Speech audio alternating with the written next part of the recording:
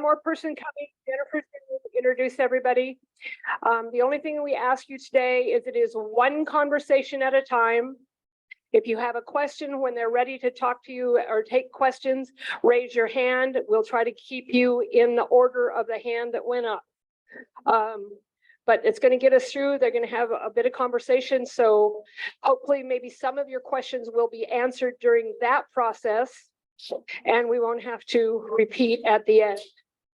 So with that, I'm going to turn it over to Jennifer Danner from the Southwest Precinct, our community, what is your title again? Crime Prevention Coordinator. I'll remember that one day or not. But anyway, the meeting is theirs and we're going to use the microphones and I will hop around with one as much as I can.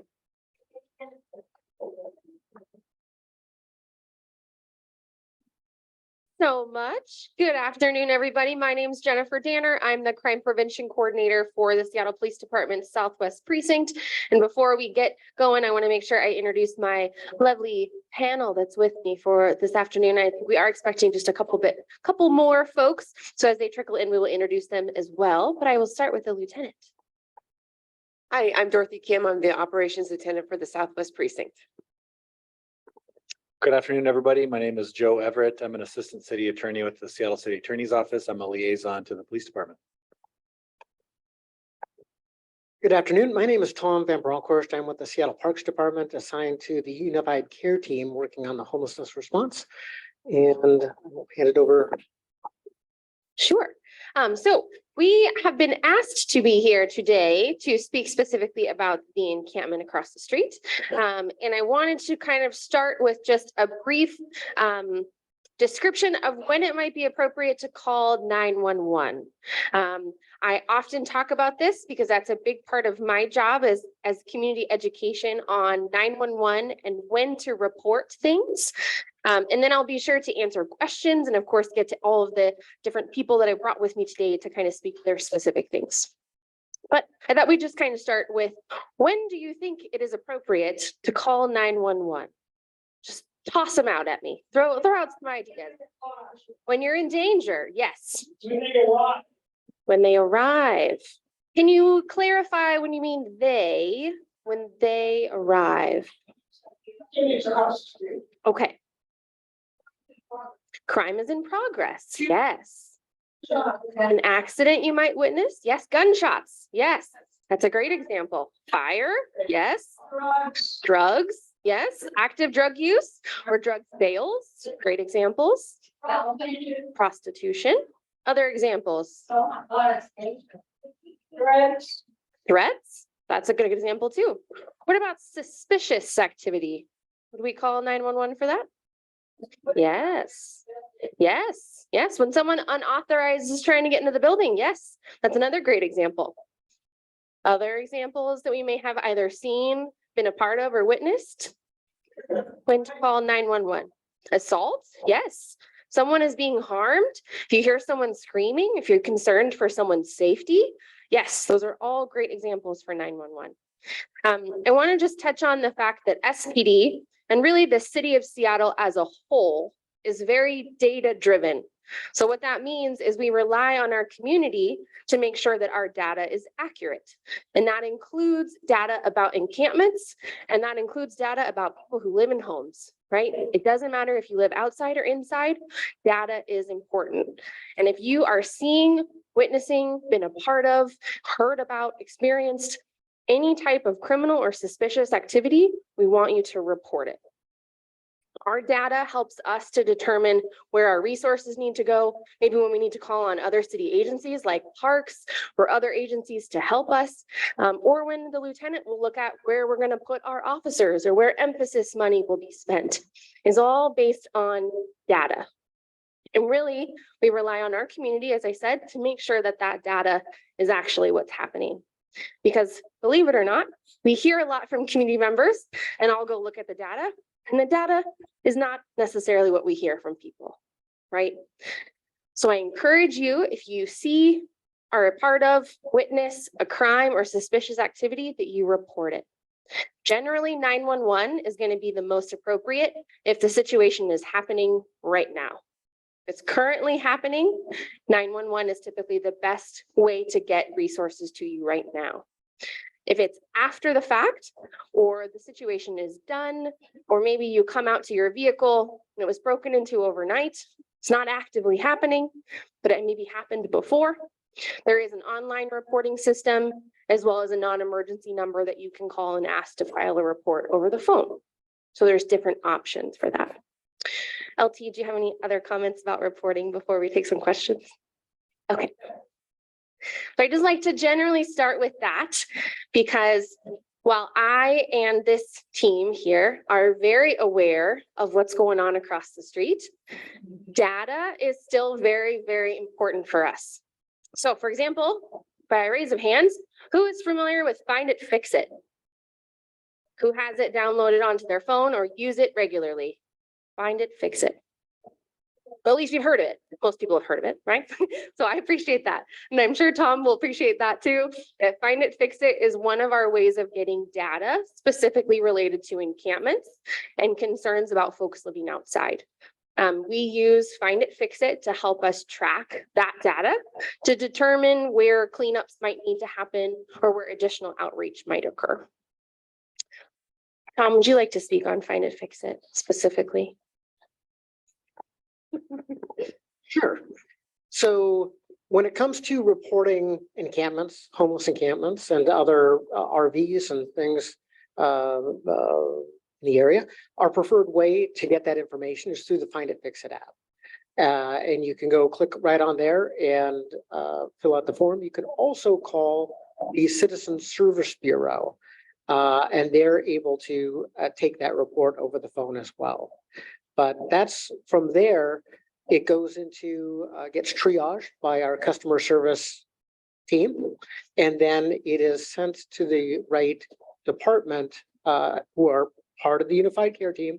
And they then take the appropriate action by sending people out to take a look, doing an assessment of the location, and then determining what the best next step is, whether it's putting them on a list for resolution, or providing them other services, or asking for voluntary compliance, or whatever it is.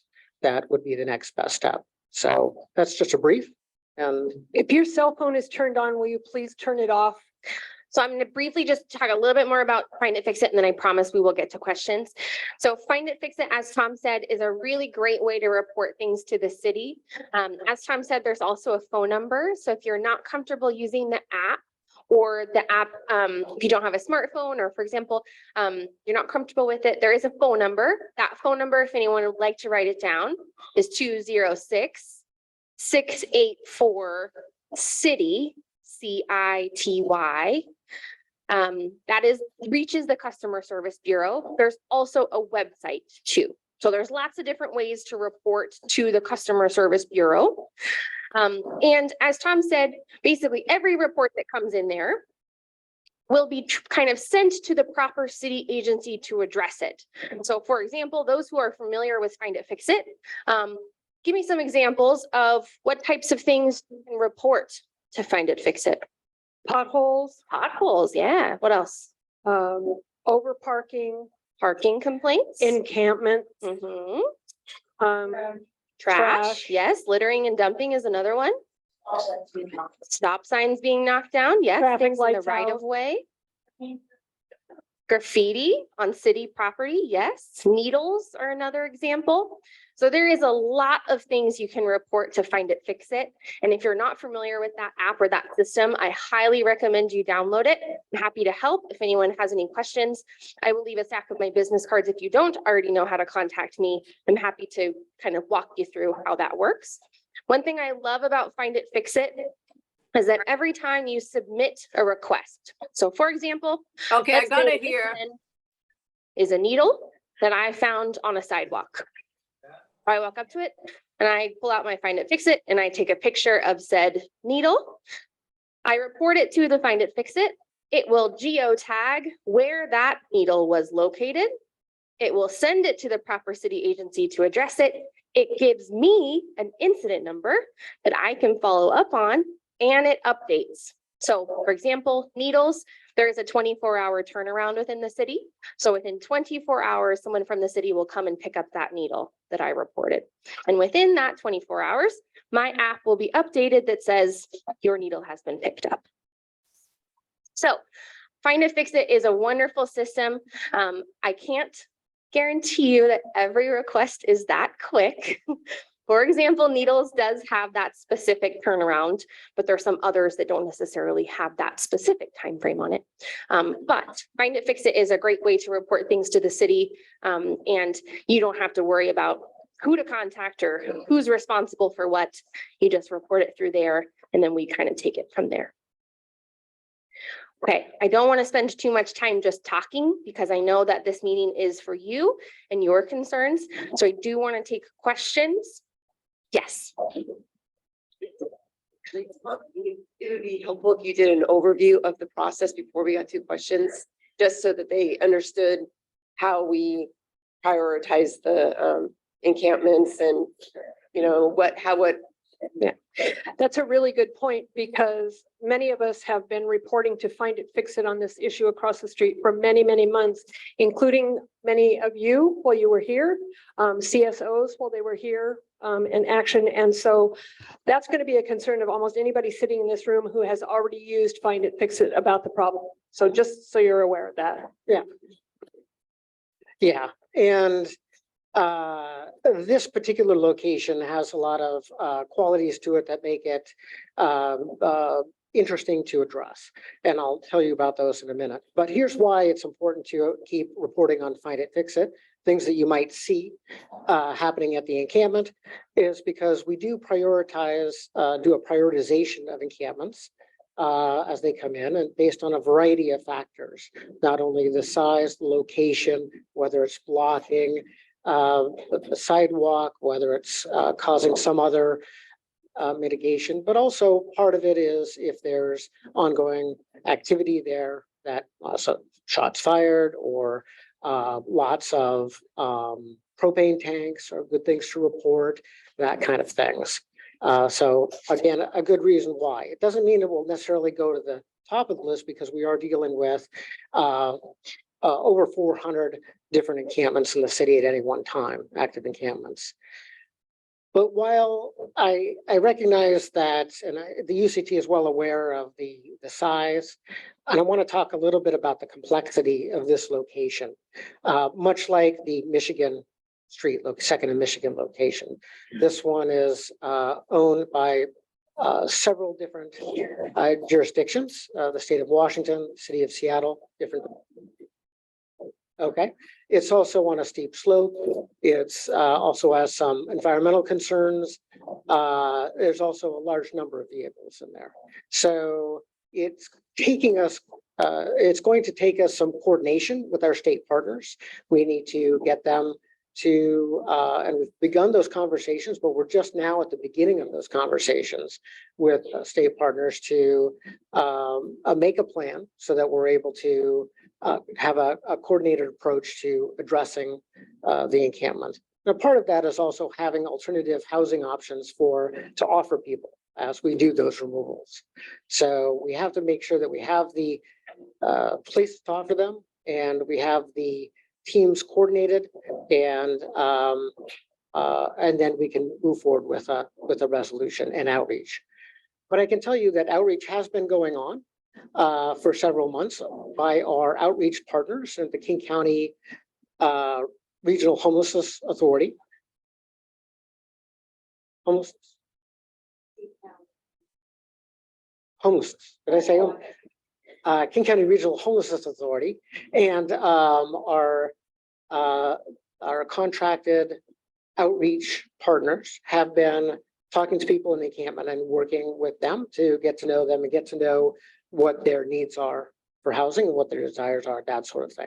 So that's a big deal. That's not to be, because if we were to wait until we were all ready to go and then engage with outreach, it would take another 2 months to get that going, to have that outreach take, because it takes time for those relationships to be built and for them to be able to make reasonable offers to people. So it is a good thing that that outreach is happening now. And yeah, and we'll just keep working on it from there. Well, I understand what you just explained, and I'm sure most everyone in the room understands it too. But for lack of a better word, and we've been through this for a number of years on this property and different encampments and different groups of people, we actually feel endangered with this particular group of people, unlike any.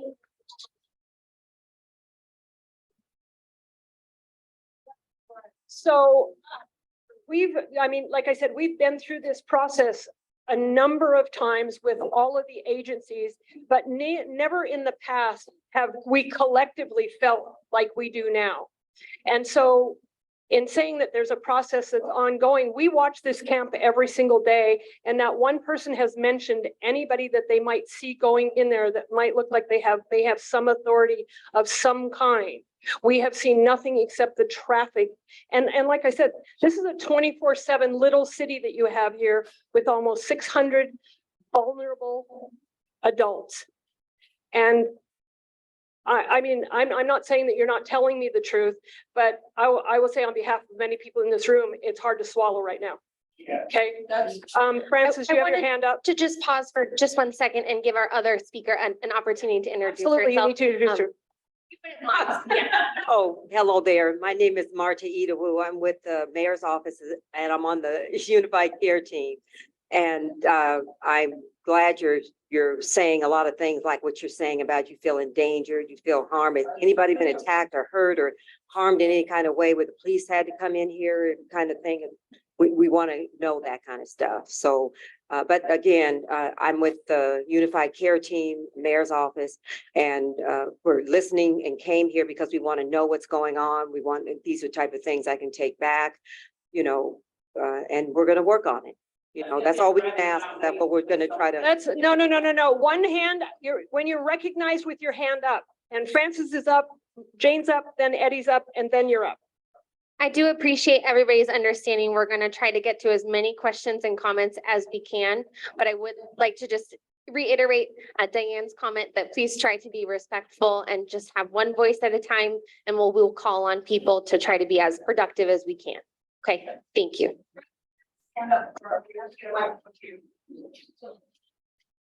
You have it. What I have heard over and over and over again from the people in C building, some of the people in A building, people in D building, and I can't help but agree with them.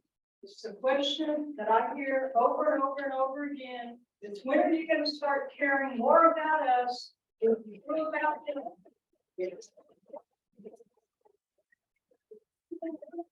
Jane?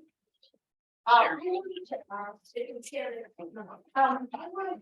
then my turkey faces that and every day I have to look at it. I've seen them, I'll go from nothing after, to them bringing the wood in to make stairs there and make everything. And when they all drove in, I saw every day, and I saw the police come and look at a car that was stalled in front of their encampment.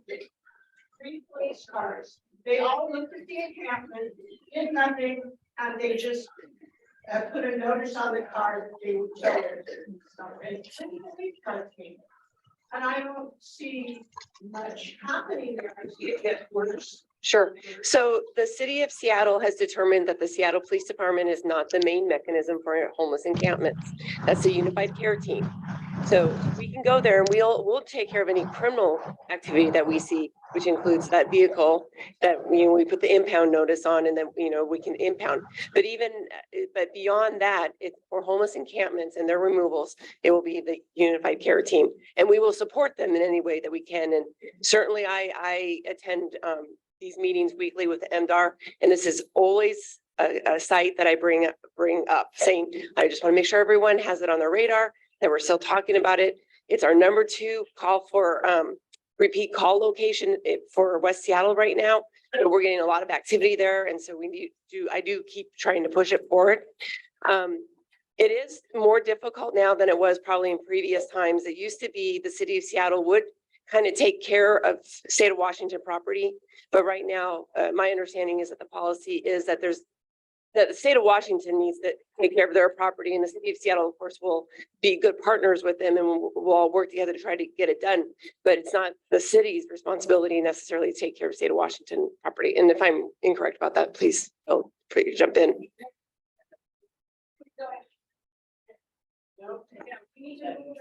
I just want to add I just want to add one thing to what the lieutenant said. So while officers, so Seattle Police Department, right, will respond to criminal or suspicious activity. When you saw officers come there and, as you said, did nothing, right? It's not necessarily our role or our job, for example, to enforce encampments, right?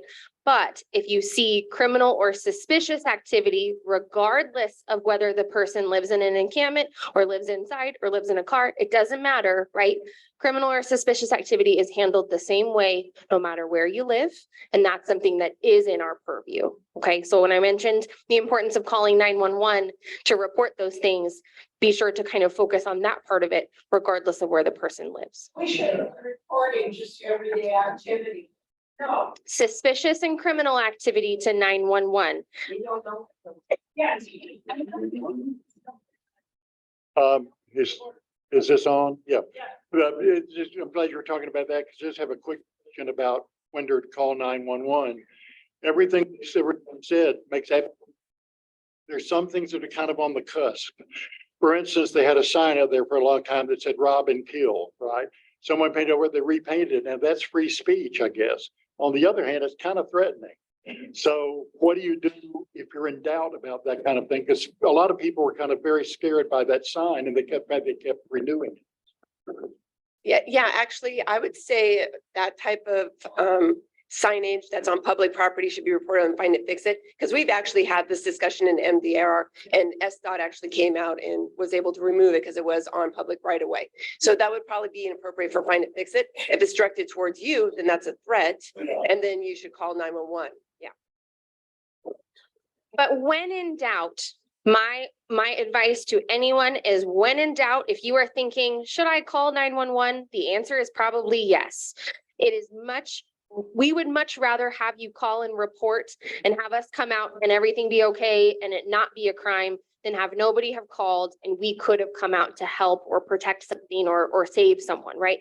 So when in doubt, call 911. The call takers, when you call 911, if you've called 911 before, you know, they ask you, it seems like a million questions, but every question is important. And each of those questions gets at something that helps us to prioritize the call.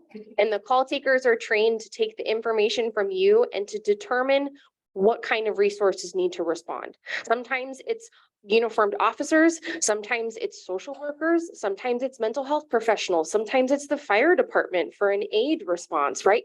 Sometimes it's a fire department for an actual fire, right? There's all different types of responses we have, but it's based on the information you provide and how the call is prioritized. So give us a call, let us know what's going on. The call taker will ask lots of questions and they'll determine the best resources to respond. I just wanted to, for the woman, I'm sorry, from the mayor's office, I can't remember. Oh, Marta. You said there were two, that you wanted them to report if someone gets hurt or injured or whatever. I think the collective of this room, my dad lived. We want it to be prevented, we don't want it to happen. Yeah, well, they don't want to wait until that happens to call. But so, and I'm gonna go back to the most important question, which was asked by this woman here in the Kraken hat. Are you gonna answer that? Yeah, I'll answer that right now. When is it Oh. people gonna be more important than the? No. That's not it. Penny, your turn has not come yet. Like, this is lunacy. I think it's a legitimate question that everybody feels. In our society are right in this room and across the street, we have drug abuse, crime, all of this. What are we doing now? What's happening? It's Because I disagree. craziness. And I'm sorry, but I, you know, yeah. No, I think it's a legitimate feeling. What is going on? All right, so thank you for the question. I think you've heard the lieutenant mention the MDARS, which stands for Multi-Departmental Administrative Rules. These are the rules that the city goes by, the guidelines that directs how we engage with encampments of all sizes. And a part of that requires us One to make conversation, please. oh, I'm sorry. And part of that means that we need to make offers of legitimate housing offers to people prior to making a removal happen. So that, One more thing, there's a trespassing sign out there, it says no trespassing, right?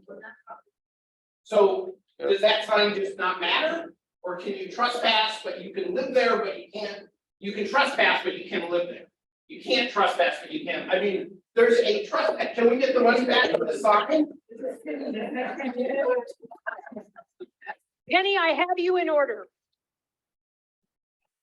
I just want to address the trespassing sign because that is a remnant from, that was placed, I believe, the last time the encampment was removed in 2017. Yeah. I mean, obviously, it's still a no trespassing sign where we're at. What's that? Yeah.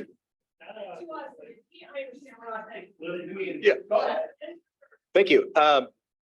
So it's still there and it's still, you know, because it's there technically trespassing, because we have so many people there and because of the way the criminal justice system is set up right now, it's not a realistic approach to go in there and treat every single camper as a trespasser. It just won't.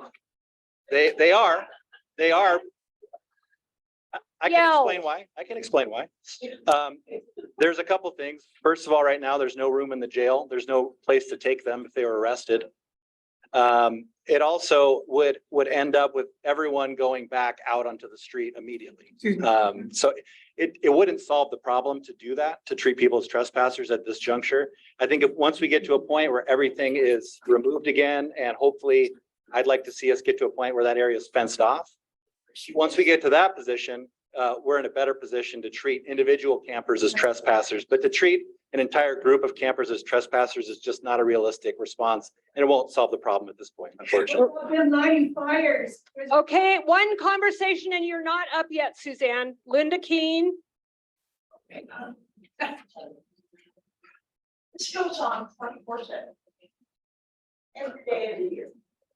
There are people allegedly cooking drugs, selling drugs, or their cars are in and out 24 hours a day. It never fucking ends. So. I found there, I know. Nobody responds. I don't know your response.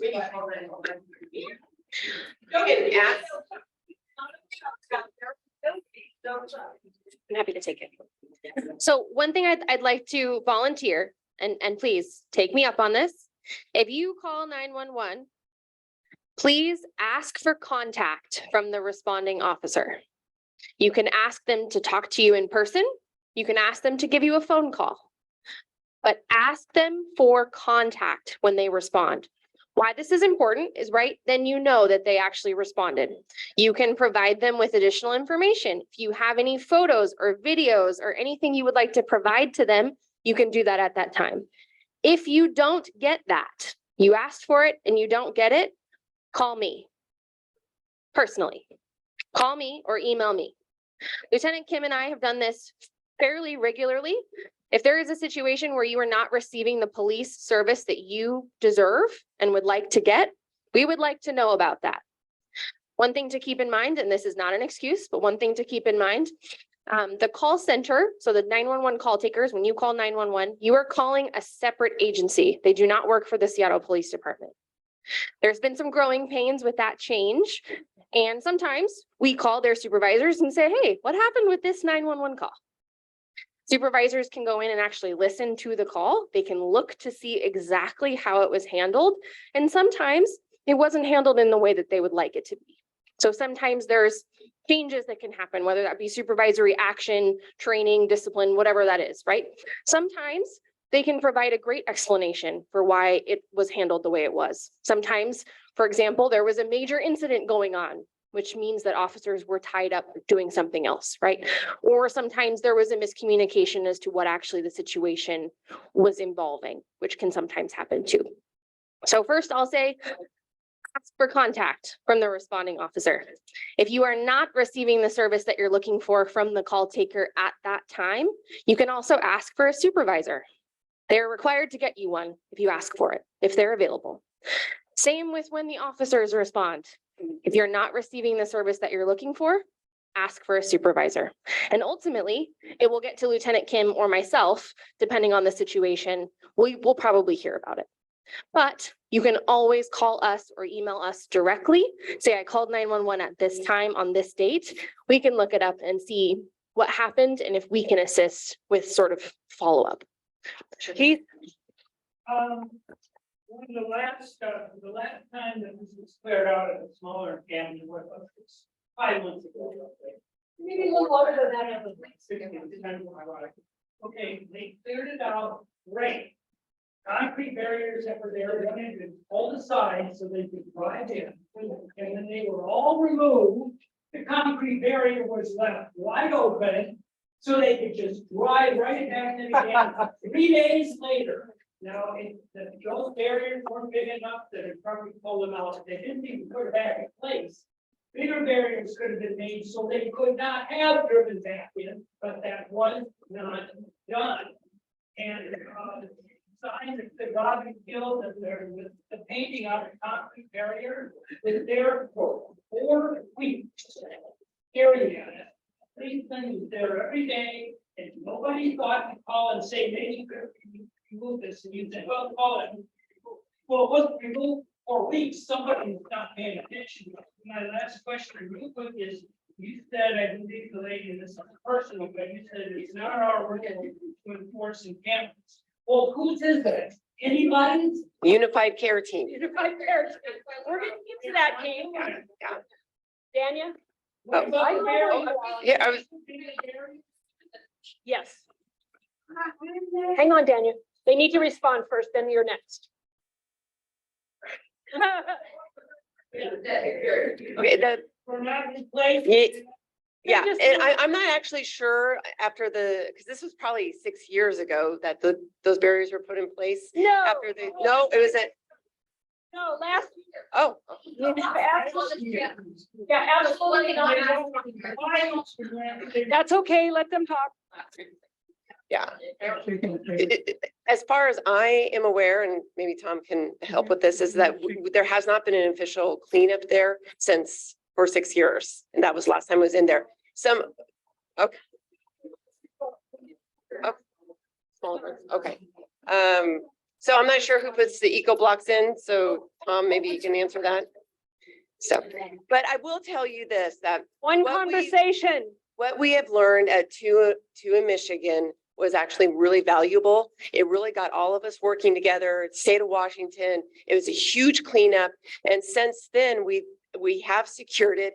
The state Washington State Patrol has come out and gave us guidance on if we find anyone breaking back in there to re-encamp, that we are given guidance to arrest for trespass. So we did learn at this experience of having a really large encampment, working together, and then preventing it from being re-encamped.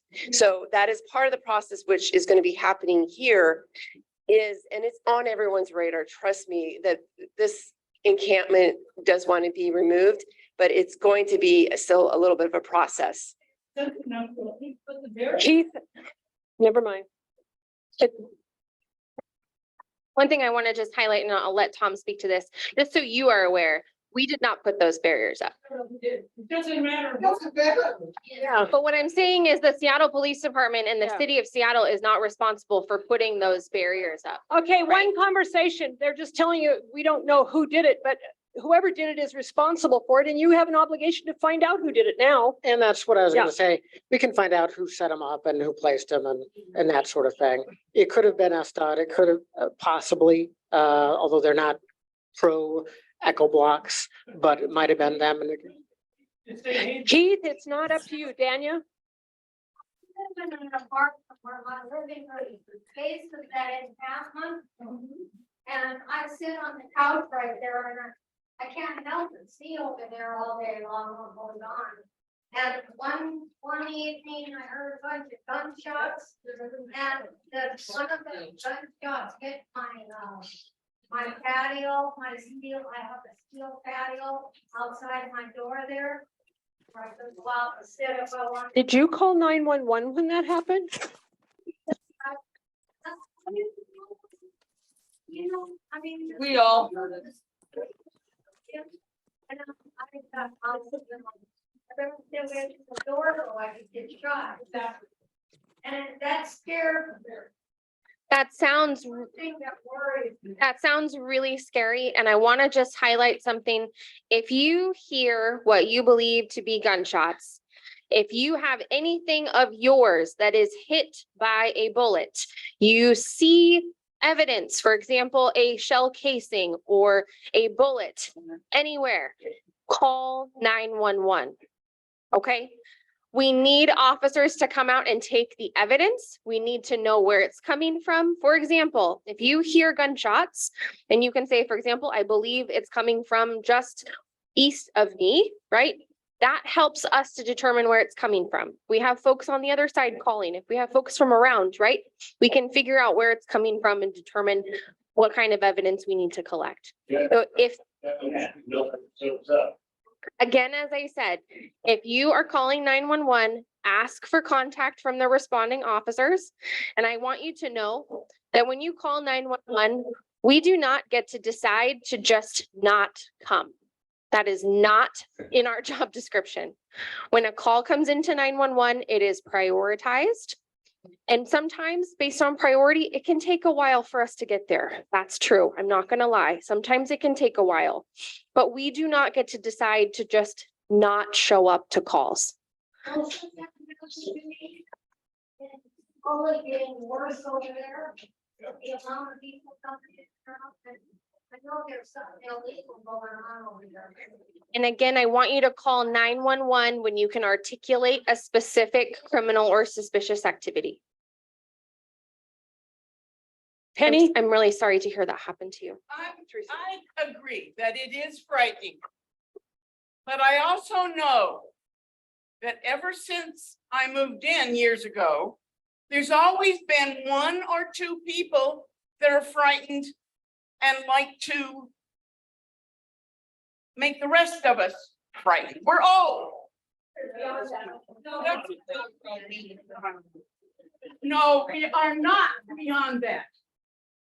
I've heard some of this stuff that's gone on and it's ridiculous. Well, And then when it's someone that disagrees with them, it becomes that person that disagrees with them. that's okay. That's all right. You are that way. Penny, You are that- Penny, let it go. You Billy, are afraid. we understand that. Penny, We have to be aware that because we're old, not every feeling of fear that we have is because of those people over there, or that person over there, or that person over there. And make it hard on everybody by, Penny, no, I'm very. no, Penny, I think what you're saying is legitimate, but I think many of us in this room tonight, have had very different experiences with the group that we have across the street now. And it's very serious and they are frightened legitimately. We've had encounters with these people. We have gunshots nearly every night. We watch it. I know, I hear them, but they sound like more like firecrackers. Diane, Well, they're not. But anyway, Billy is next. Diane, can I just I mention know one I'm thing? very naive and don't know much about drug So selling, and I don't know what drug does this and does that. one thing I want to mention, One conversation. Oh, we're old. one thing I want to mention about what you said is a feeling of safety. Raise your hand if you've ever attended one of my personal safety classes in the room. I offer a personal safety class to help you feel safer, to give you some suggestions about when to call, what to do if you don't feel safe, things to consider in situations where you might not feel comfortable, right? Maybe it's waiting for the bus or waiting outside. Please reach out if you'd like to attend one of those classes. Conversation, Suzanne. I do think that those classes can be helpful to think about personal safety, especially for those of us that have. Okay, that's the end of that conversation in this room. If that happens again, you will have to leave. That's fine. Okay. This is a tough day for everybody. And I understand that this is a tough thing. We understand that everyone is passionate and has concerns, and we appreciate that and completely understand. That's why we're here. But I would like to just encourage everyone to be respectful, please. Okay, Billy's next. I'm trying to go point around the room. I haven't forgot you, Billy. I'm not sure about that. Okay, I just want to say. I've been listening to you guys and groups of you like this have come here before, and I always hear the same thing. It's not our fault. It's this department's fault. It's the other department's fault. Nobody is willing to take. Not done. My concern more than anything else is that this group of people, they are just polluting up a storm. And I'm concerned about the groundwater. I'm concerned about the Duwamish River. I'm concerned about the fact that these people have backhoes in there and are cutting down trees and nobody seems to care.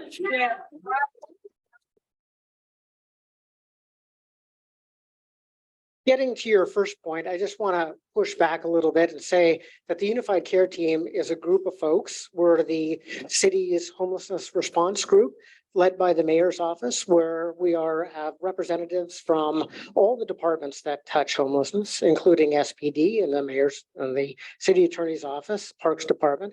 And so we support each other. We don't all do the same work, but we do support each other. And we are every day supported by SPD in going out to encampments that we're doing removals at or talking to people at. And we know that it's up to our team, Unified Care Team, to work on these issues and, resolve them as best we can. Teresa, you're going to be next in just a second. One of the things about working together, and I'll bring the SPD into this, when you guys come up and down Myers Way and in and out of our property and you see all of this illegal parking, which you know to be illegal, why is SPD not contacting parking enforcement to come here and get these moved? Well, you guys can also contact. We parking do, believe enforcement. me. So it's tricky when the vehicles appear to be lived in. So if it's just a vehicle that's abandoned and we can determine that it doesn't appear to be lived in, then yes, we can take enforcement action. Some of this is kind of, we're still working out the kinks because last year parking enforcement was under SDOT. And so there was a great separation between SPD and SDOT or SPD and PEOs, but now they're back with us and we're all still kind of trying to find our way through this. And in fact, I just actually put the memo from the city attorney's office about how to deal with abandoned vehicles and the route that we can use to impound them, put it on all the roll call boards and send it out to all the officers that work in the precinct so that they know that they have some authority to do impounds, especially on vehicles that don't appear to be lived in.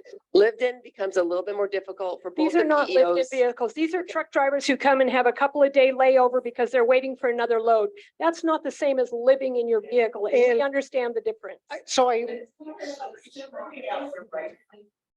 There's somebody else. I'd like to address. I wanted to get back and just ask a quick question about the. I wanted to ask a question about the trucks. And the question is, if the trucks weren't there, would that right of way be filled with RVs? You know, until the end of the pandemic, now we can't get rid of them. They used to park over there on the back of the. And they didn't have that problem here. And now it's can't get rid of it. It's just a parking lot. And I get that in the short term until we're able to resolve the. Well, no, just let me finish. And see, in the short term, until we're able to resolve the or the medium term, resolve the encampment. Are those semis keeping RVs from parking there. Okay, just checking. That's what I wanted to check on. Well, and here's the thing, if they're just parked there and they're legally parked in less than 72 hours, there's nothing we can do about them. If they move them every couple of days, it's not against the law. Okay, so ma'am, I will actually make a request with the PEOs to swing through and take a look. What about the burning of trash every night? So again, those are all, if you see burning of trash, that should be a 911 call, and then the call taker will triage. Okay, one, I'm not a firefighter and I don't control the firefighters. That's a different branch that for fires, you would call 911 and then they would dispatch a fire truck to put it out. Okay, all right. You know, one thing in regards to the barriers, I don't know who is responsible for putting those barriers there. But as you go down First Avenue, you go into Georgetown, and there were these encampments. You went to Ruby Chow Park, there were encampments. So all that was cleaned up and barriers were put in place to prevent vehicles from parking there or encampments from being put there. So my question is, do you know if those barriers can be taken care of over here? Because what, like someone said, once the encampment was cleaned up, no one moved the barriers to prevent anyone from going into that property.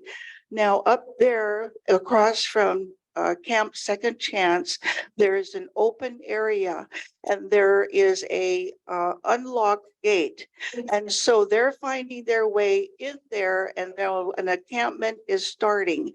And then there are RVs that are starting to park there. Before this happened, I would use the app. And if the RVs were there for more than 72 hours, then I would report it and the RVs would be taken care of. But no matter where there's a space, you're going to find RVs. So I know that's a problem. But I really would like for you to find out about the barriers and also that encampment up there. Thank you. So I will ask about the barriers and get back to Jennifer, and she can share that information with you. I'll also keep you apprised of on the time frame for any removal as we get more information and as we continue to have conversations with the state. I can tell you that there's an encampment further to the south, just on the edge of the city line. I believe it's 199th. And that encampment is calendared for removal within the next 45 days.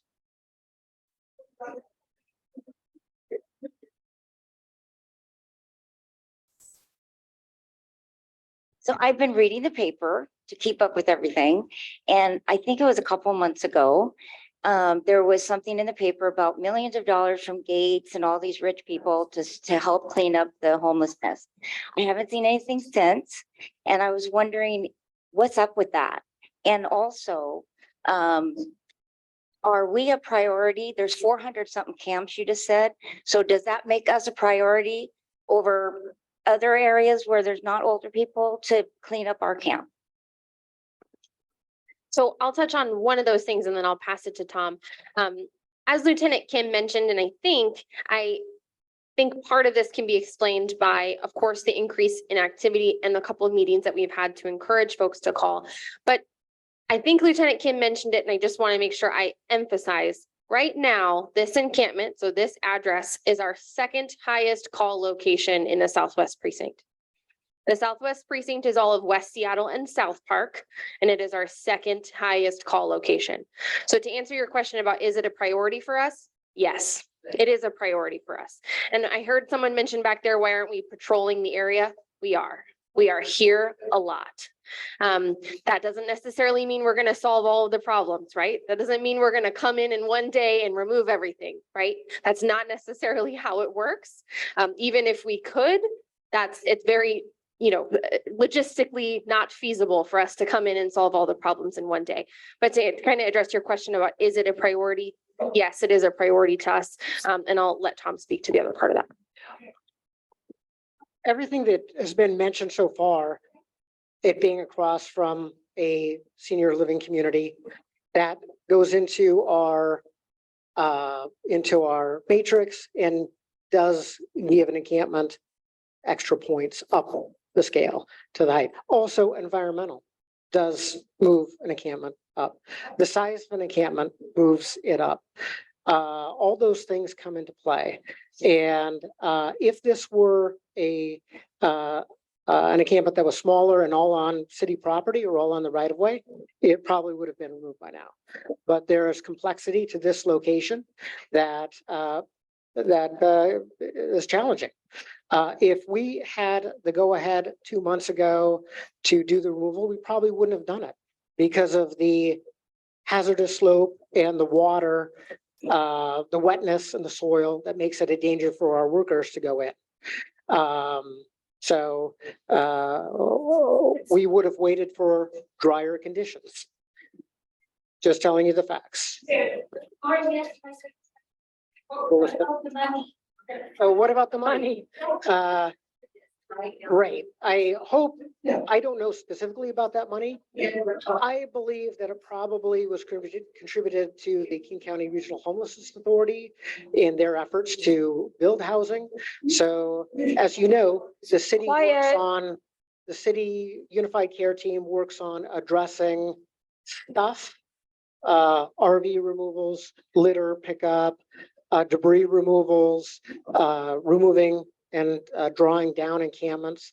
But the work of dealing one-on-one with individuals, getting to understand what it is they need to move and providing them with that alternative housing option, that comes from the King County Regional Homelessness Authority. And we partner with them closely to have their workers doing that outreach. But I suspect that they're also responsible for providing those housing options. And I suspect the money probably went there. But I don't know absolutely, but that's what I suspect. Suzanne? Yeah. I was told that when you go over the bridge, just right around here where they had all the cars and all the encampment that you moved, the RVs and the tents and everything, I was told that the people from there are coming here and have been coming here ever since you moved that one.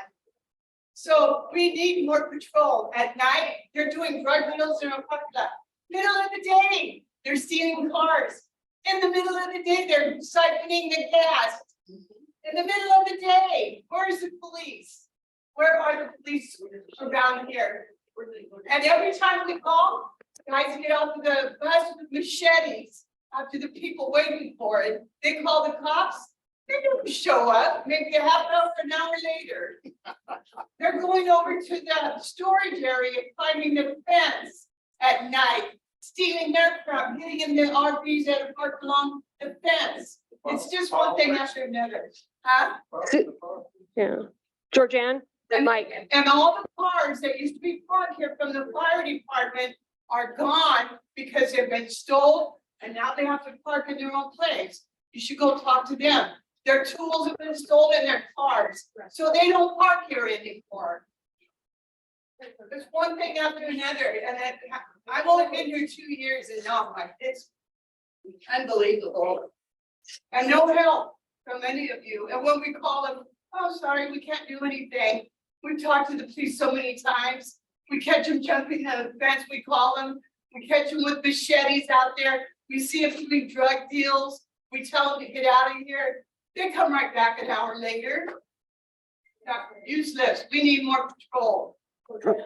Hi. Can you hear me?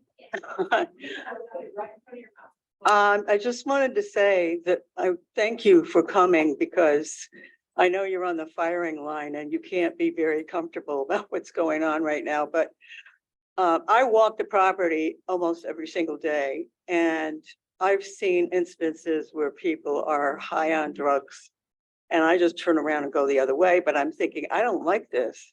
This is not normal for me. The other thing is we're going into a dry season in the summer, and the other encampments in the city have had fires. And I'm worried about that, because if that woods catches fire, we're gonna have a problem. But that's all I wanted to say. Thank you for coming. They burn trash every night. And I will say that This is a higher priority out of all of our encampments. And it was just it's a combination of working with this Washington State and also making sure the slope is safe for Parks Department to go in there and be able to safely get down there and not cause more erosion and everything. And I do just want to reiterate that I really feel like we learned a lot at two in Michigan, and that we're replicating in the same space. And it's really encouraging that outreach is already going out, because that was some of the hiccups over at two in Michigan, that once we finally had all the players in place, then there was some discussion that outreach hadn't been done. So outreach has already started here, which is very positive. And then I'm not quite sure how many of the folks that were down there came up here. There was actually only a limited amount of people at that location. There was like 33 people. And according to the outreach, 31 were placed in housing. So they could be coming from other places. And I'm not disputing anything, because they come from wherever, but Your own precinct told us that a handful of those, yeah. so they may not even know, because they're not in the same meetings or the same, they're just anecdotally thinking that, as you guys do, which it makes sense, right? You know, but they're coming obviously from another encampment somewhere else, maybe from Elki or maybe from Ballard.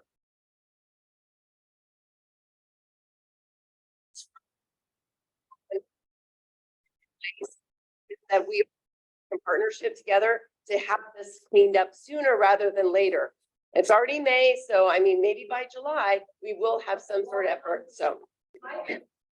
Mike didn't have anything to say. I'm in line, I'm out of line, but my question was, I heard the lady, I know all these residents in here, but I don't believe I'm gonna go out there and pick up no gun shells that's being fired over there. I mean, why would I go pick up? Do not pick them up. No, they're talking about on our Call property. 911 and let us pick them up. I heard it state, that lady right there just said it, everybody in this room heard her say, pick up gun shells. Who does that? Nobody said Take to a pick up picture. I said, if you see them, call 911. Do not touch them. If you see gunshots, if you see bullets, if you see debris of any kind, if you hear gunshots, if you are experiencing anything related to gunfire, call 911. Do not touch it. That's evidence. We need to come and pick it up. every night. Yep, we're gonna call you every night. Sue, Night. and then you. I know the answer, but I am now saying, when I hear gunshots, I call no matter how many other people have already called me. And when I do find it and fix it on the same thing you've seen 100 times, that's still okay, yes? The last thing I wanted to ask was, you spoke about the need for housing for these people. Where do we stand with that housing being developed? And what kind of time frame is there for that? Is it this until that is done? Lastly, it sounds like there's a lot of meetings. And I've been in federal meetings and meetings and meetings. One conversation, please. Not about the problem, but. No. Actually. Yeah, there are meetings, but they help us coordinate with each other so that we're supporting each other in the departments and supporting each other's work and making it more efficient and more effective. That's one of the goals of having those meetings. That's one thing. In terms of the housing, there's different kinds of housing. There's long-term permanent supportive housing, which is supported by the city of Seattle and the state of Washington and the King County and every level of government. And that is built by developers and is funded through the Office of Housing at the city of Seattle. And that's, I don't know what's in the pipeline, but they continually build and are building housing and opening it up. That's not necessarily the kind of housing that we're talking about for people who are living in their RVs or living in an encampment. We're looking at transitional units, things like congregate shelter, things like tiny house villages, or even in some cases, there have been vouchers for hotel rooms. And those are the kinds of transitional offerings that we want to be able to bring to people who are living outside. It's not that we're providing people with their first choice, but we are providing them an option for something, the best that we can offer them at that time. But we have to have those beds available for us to be able to. So when we look at this space down here, and if there's an estimate that there's 50 people there, I don't know if there is, I'm just making up a number, maybe 50 people, that we have to have 50 beds available at the time that we're making those offers right before the resolution happens, the final resolution.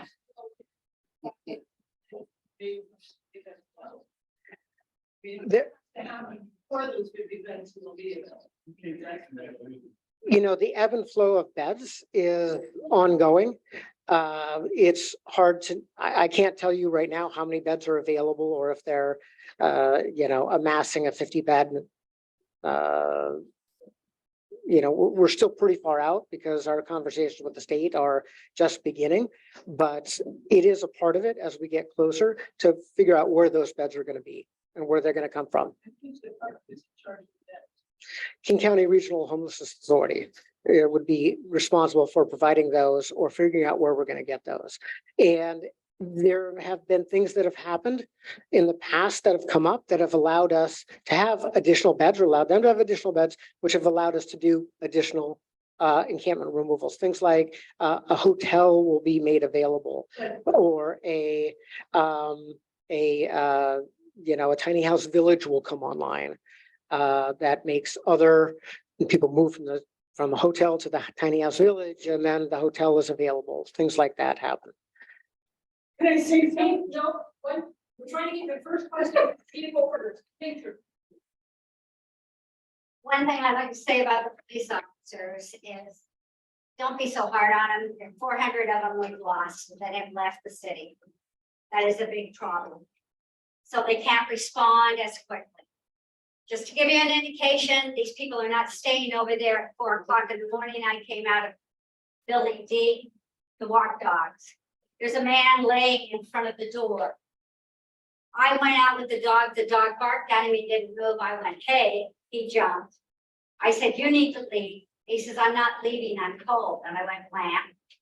And so I went in after I was afraid he was gonna try and come in behind me when I was bringing the 2 dogs back in. I went upstairs, I called 911. An hour later, I go back down because I'm taking the dogs to my car. And I go to the lobby again, the man is still there. And somebody came through the door, he put his hand in the door, I'm pushing on that door. I said, you better move your hand because I'm gonna break it. He finally pulled his hand out. And just as I called 911 again, the police officer showed up. The man was walking away over to 2 more of our buildings, this building and a building. So I went out and I spoke to the police officer and I thanked him for coming. I said, but he went that way. He said, well, I'll drive around. You driving around is not going to do diddly squat. Get out of your cruiser and I will walk over there with you. That's what he should have done. And he didn't do that. That day, later in the day, at 7 o'clock in the morning, after I came back at 2 in the afternoon, found out from some people that he had come back and he was sleeping again providing groceries. So if he had done what I had asked him to do, and I would have walked with him to go over to the buildings because then the way they're positioned is like a V. And you can't see anything from the street. He probably could have had the man leave and found out if he had a warrant.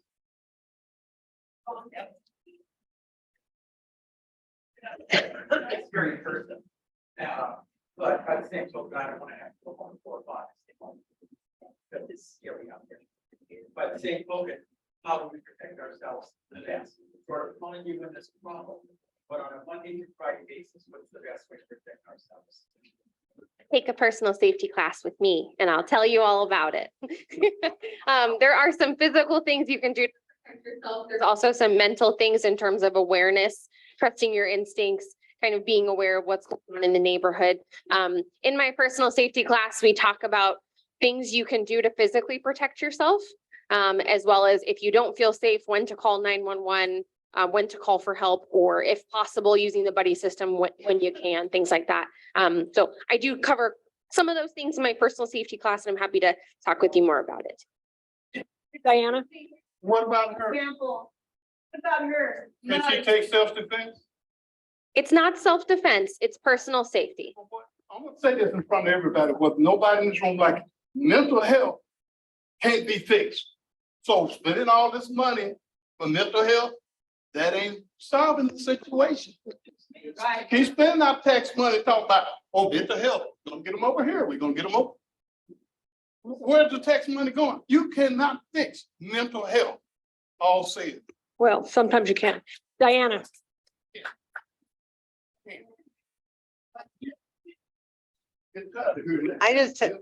I have a question about shots fired that I want to expound on.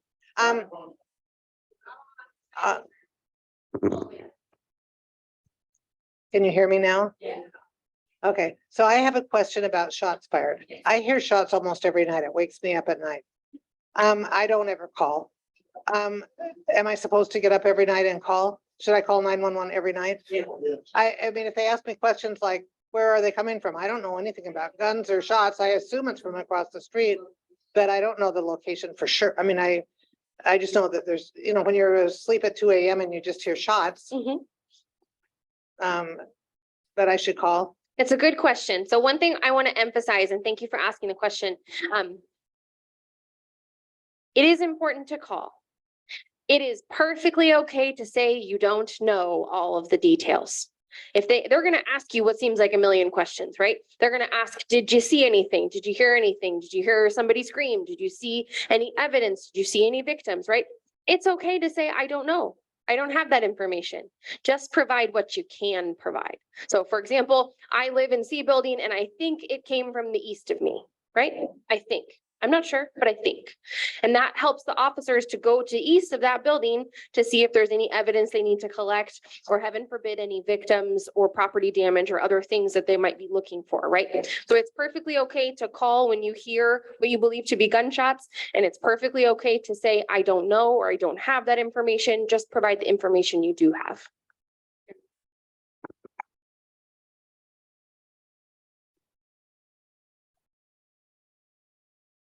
I was at a meeting not too long ago about the homeless committee. And it was, what they told us is that the new head of the homeless thing decided that they weren't going to push tiny home villages. And there was some villages all ready to go that were not getting funded. Tom, do you know anything about that? And are the tiny homes going to come? I mean, we know they work. Yeah. I don't know about the future of tiny home, I mean, about additional tiny home villages. I don't know if the city council will be funding additional ones or not. There are some tiny home villages that are going to be moving because the current property, I'm not talking about Camp Second Chance, but because the current property is for one reason or another, no longer available. So I know that the Human Services Department is looking for additional properties for those existing tiny home villages to move to. But you are correct, the King County Homelessness Authority doesn't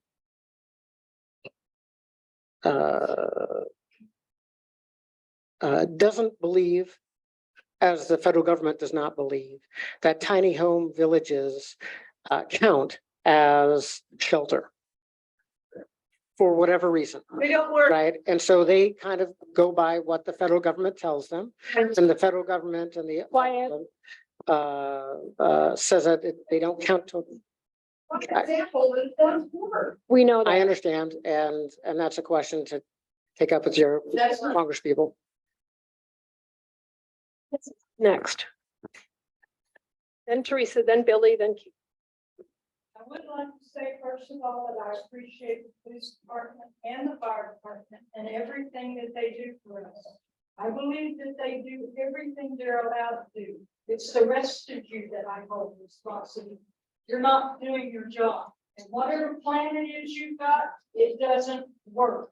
I don't care what you said, yeah, the report's saying, in real life, it does not work. You need to come up with a better plan. When did we become expendable? And they get all of us. And when did they get to live free and we don't? That's it. Teresa.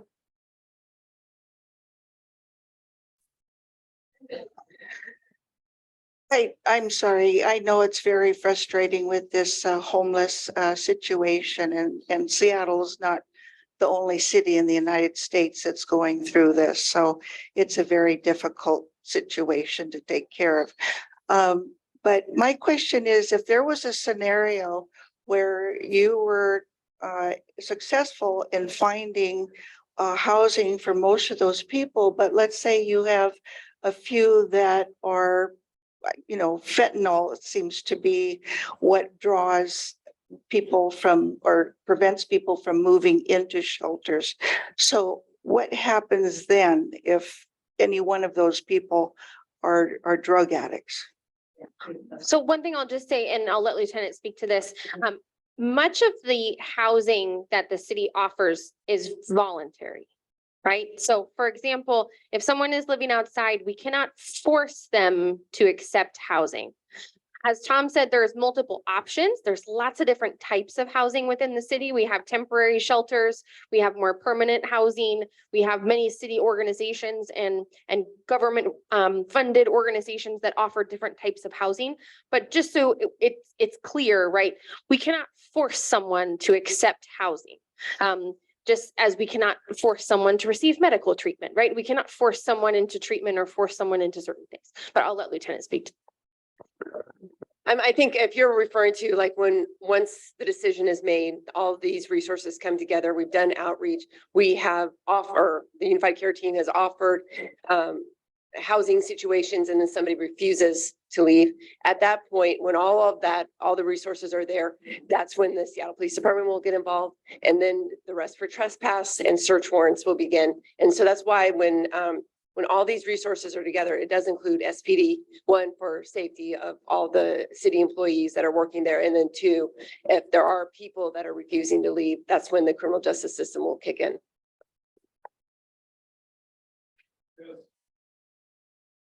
Lily has the microphone.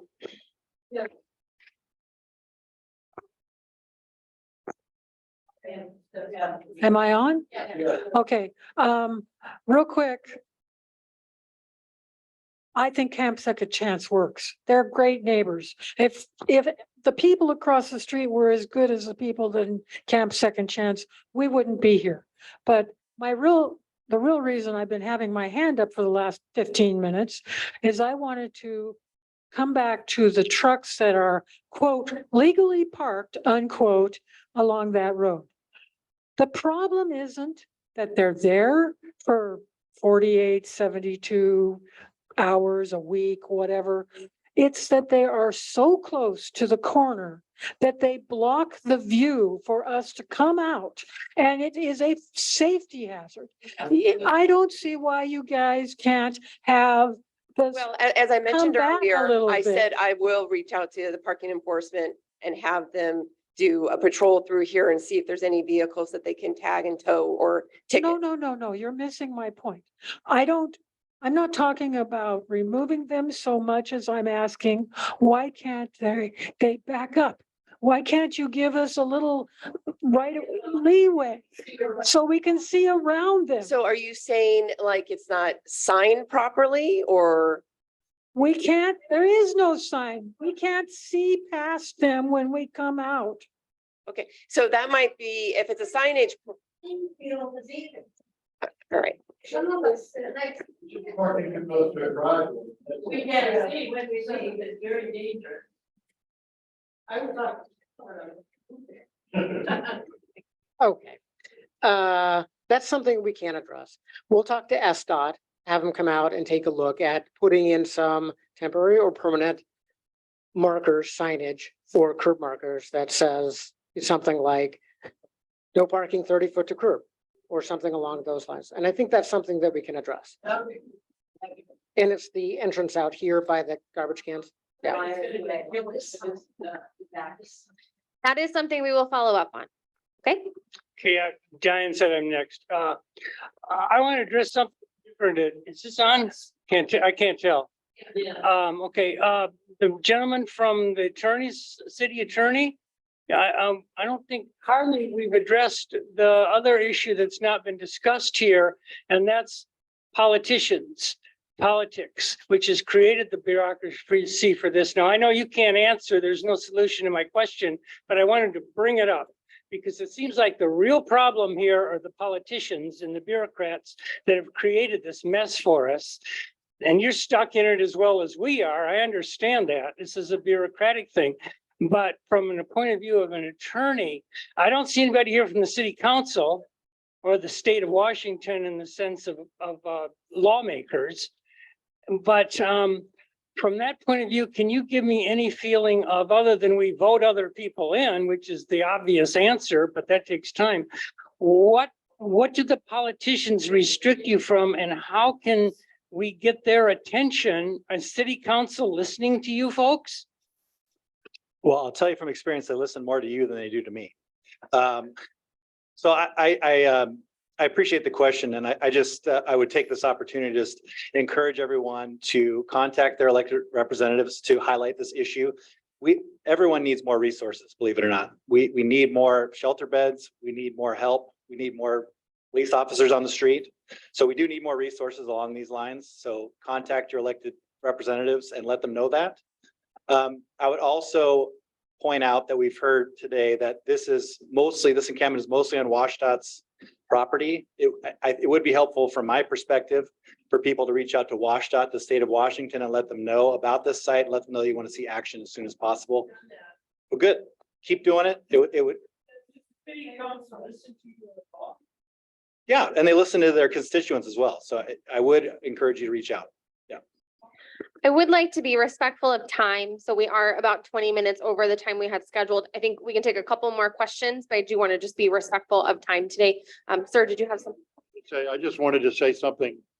I'm sort of trepidatious about doing it, positive about you guys, which is you especially spoke to me when you said taking these people out. Here you can do it now, but they have to go somewhere. So in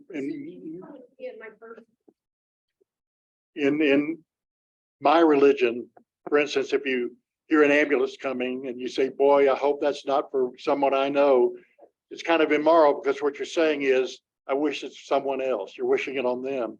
And there are people too. I worked for a long time in homeless shelters. My father died on the street, and they are human beings too. And I know it's a real problem.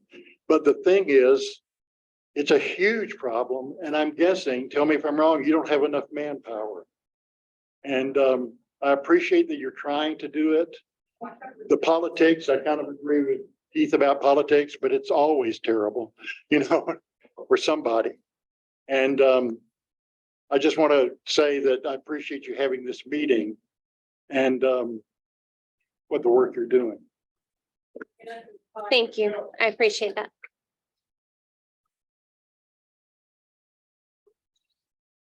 About a month ago, I talked to a police officer here in the parking lot. A month ago, I talked to a police officer in the parking lot here, and I asked him about the problem over here. And he said, well, it's the state patrol and the state patrol and the police have to work together on that issue. How far or where are they at as far as working on that issue? Yeah. Well, as I said earlier, the city is engaging with the state now and starting the conversations with the WSDOT about addressing this property. And WSDOT brings with them the state patrol to provide that security, just as the Unified Care Team, who is talking to them from the city side, and as well as our deputy mayors. And oftentimes the mayor is talking to the governor about these larger issues and large encampments. But just like they bring the state patrol, we have SPD to provide support for us. Well, you know, I said a month ago, but as I think about it, it was 3 months ago. And I went, where are they at? What are they doing? How far are they into getting it together? As soon as I get a time frame, I will let Jennifer know, and she can share that with you. I think maybe one last question. This has to do with shots fired, and we say we think they're to the east, we're not sure. When an officer does come, what do they do? Do they get out, walk around the camp? What do they do when they get there? It depends on what information they have, right? So if it's one person that calls in saying, I think I heard a shot to the east, they're gonna drive in here, they're gonna probably drive through and see if they see anyone, you know, and then they're not probably gonna get out and look for casings because it's not a very specific location. If it's on the sidewalk out here, you say, oh, I heard shots fired and then I saw a muzzle flash right here, then the police officer will come in and they'll canvass the area looking for the bullets or casings. Sometimes it depends on like what information they have and how specific it is. So if it's one person calling in saying one conversation that I heard one shot from the east, maybe not, because there's not going to be enough information and that's a huge area for them to search for one bullet casing or whatever. So it really depends on so the more information you can give the call taker and officers, the more that officers can look for a certain area. Like I live in West Seattle and there was a shooting near my house a few weeks ago, but I actually saw it. So yeah, so I mean, it was like, but I was able to give the officers that responded out very specific information where, you know, where I saw the shooting, and they were able to find, you know, casings and a little mangled stuff. So I mean, just the more information they have, the more likely they are to able to get out and find something. Okay, we're going to wrap this up in just 1 second with everybody, but I have one last comment about the trucks on the street. One of the things that we have asked for probably the last 8 years at a minimum is why can we not have no parking signs on this street? That is something that while you were gone, Tom talked about. Okay. So I Tom's mean, gonna follow up with It ESSA and seemed we're like going the to. simplest solution that we could never get. And So- we've gotten written answers of, nope, we're not going to do it from the city. So we offered and we committed to following up on that, specifically related to near the stop sign so that we can get some visibility when turning. We specifically talked about this. Dangerous. Yes. Okay, we're going to wrap it up. And I'm going to turn it back over to Jennifer to let each one, if they have a few comments to make at the end.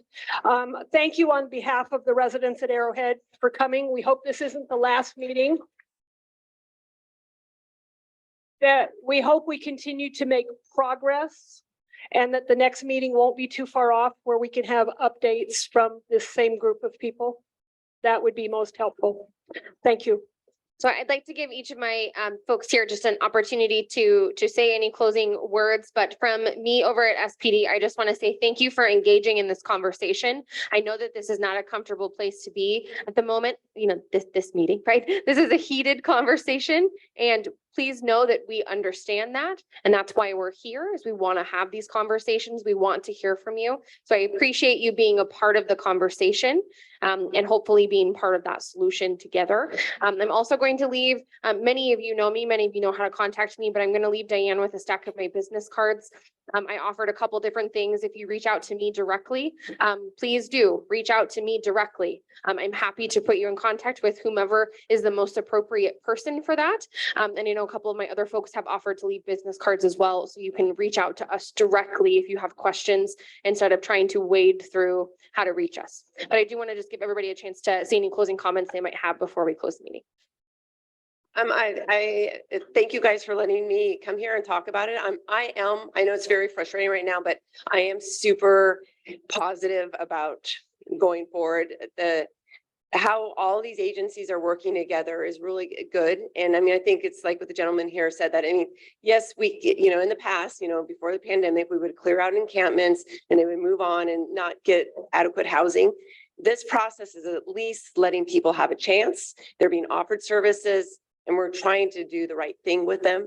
And so after 2 in Michigan, quite frankly, there was a lot of hiccups on that. And in my head, I was like, oh, this is never going to get cleared out ever. And it did. And so I really do have faith in the system as we're going forward, that we're working together with Washington State and other city agencies, and that this is a priority. And I do believe it will get done, hopefully sooner rather than later. But I would encourage you to also reach out to Washington State. Washington State is a big partner with us, and so we need to get them on board as well. Okay, thanks. Oh, I was just going to say, thank you so much for your invite. I want you to know that you all do count. You're important. We care about you, or none of us would be here tonight. We'll look into what is happening. We'll send it up to the higher ups, and we'll see what we can do. We've got to work together on this, and that's why we've got all these departments working together. And we're going to try to see what we can do. Thank you, everyone, for being here. Please feel free to come up and grab business cards or grab anything that might be helpful. I know we've all been here a little longer than we intended, but let us know if we can assist going forward. And just as something that Diane said, this is not the last time we'll be here. I promise.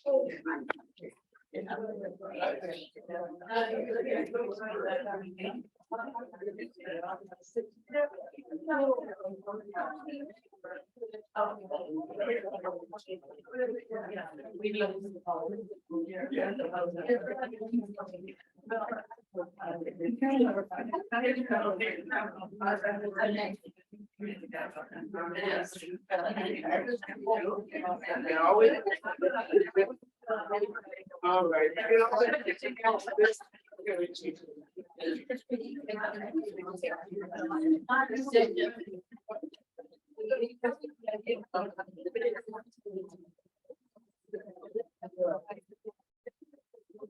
Like your fix. Very classy.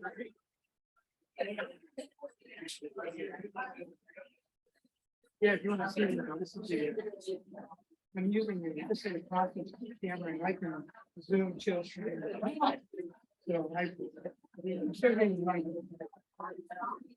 That's what the land bag do all that later.